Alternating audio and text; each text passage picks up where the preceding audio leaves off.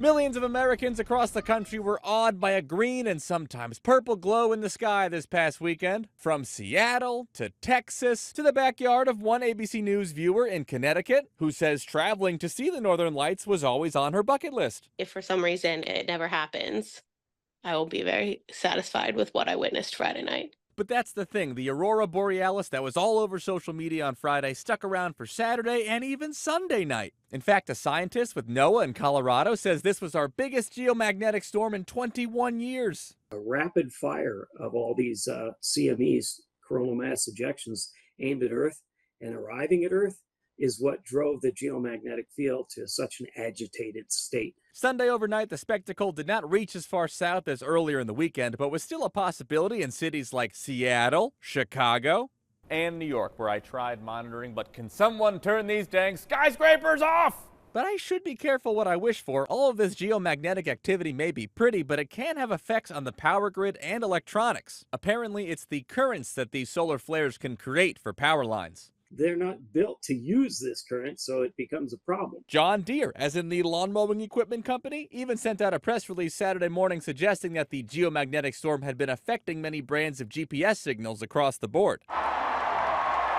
And of course, this activity does come about a month after that generational solar eclipse in April. Honestly, I wasn't expecting it to compare at all, but I found myself having similar-ish reactions because it was more unexpected.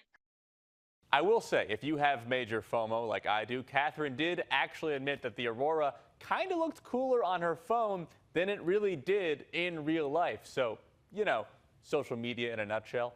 In New York for ABC News, I'm Danny New.